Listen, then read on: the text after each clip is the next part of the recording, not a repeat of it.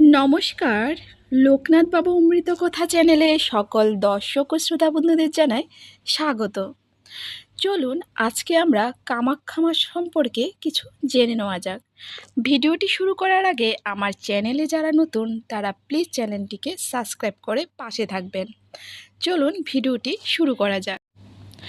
কামাখ্যা মন্দির, যা আসামের গুয়াহাটির নীলাচল পাহাড়ে অবস্থিত, এটি 51টি শক্তিপীঠের মধ্যে অন্যতম এবং তান্ত্রিকদের কাছে একটি পবিত্র তীর্থস্থান, যেখানে দেবী কামাখ্যাকে পূজা করা হয়। ভক্তরা এখানে বিশ্বমাতা দেবী সতীর পতিত যোনি গর্ভ পূজা করতে আসেন, যা দেবী কামাখ্যা রূপে রয়েছে, এবং সেই দেবী সতীর গর্ভকে বিশ্ব সৃষ্টি ও লালন পালনের কারক হিসাবে পূজা করা হয়। যেখানে মানব মায়ের যোনি থেকে একটি শিশুর উদ্ভব হয়, ঠিক একইভাবে কামাখ্যা দেবী সতীর যোনি গর্ভ থেকে বিশ্বজগতের উদ্ভব হয়েছে। মন্দিরটি নীলাচল পাহাড়ে অবস্থিত। এটি প্রাচীনতম এবং সবচেয়ে শ্রদ্ধেয় স্থানগুলির মধ্যে একটি। তান্ত্রিক অনুশীলন করা হয়।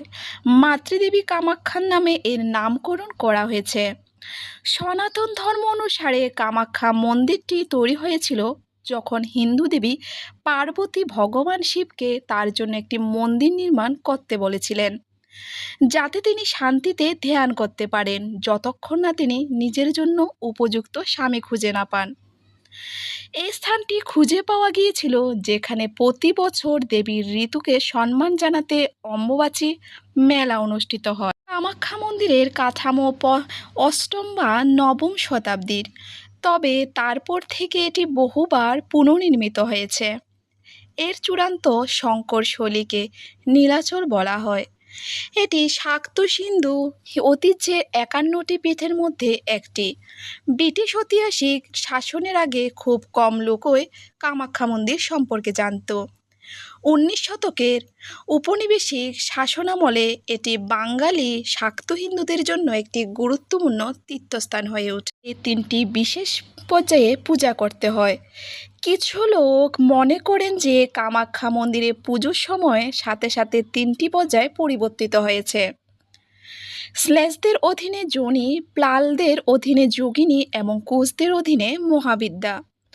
মূল মন্দিরের চারপাশে শক্তি ধর্মের 10টি গুরুত্বপূর্ণ দেবীর উদ্দেশ্যে উৎসর্গীকৃত ছোট ছোট মন্দিরের একটি দল ত্রিপুরা সুন্দরী, মাতঙ্গী এবং কমলা দেবতাকে মূল মন্দিরে বাস করেন। অন্য 7টি দেবতা তাদের নিজস্ব মন্দিরে বাস করেন। এমন খুব বেশি জায়গা নেই যেখানে এক জায়গার সমস্ত মহাবিদ্যার মন্দির পাওয়া গেছে। 2015 সালে জুলাই মাসে ভারতের সুপ্রিম কোর্ট সীমান্ত সমাজকে মন্দির পরিচালনার দায়িত্ব দেন। এর আগে মন্দিরটি কামাখ্যা দেবী দেবোত্তর বোর্ড দ্বারা পরিচালিত হতো। কামাখ্যা মন্দির ভারতের অন্যতম পবিত্র এবং গুরুত্বপূর্ণ হিন্দু মন্দির। আসামের রাজধানী গুয়াহাটি থেকে মাত্র 40 কিলোমিটার দূরে নীলাচল পাহাড়ে অবস্থিত এই মন্দির।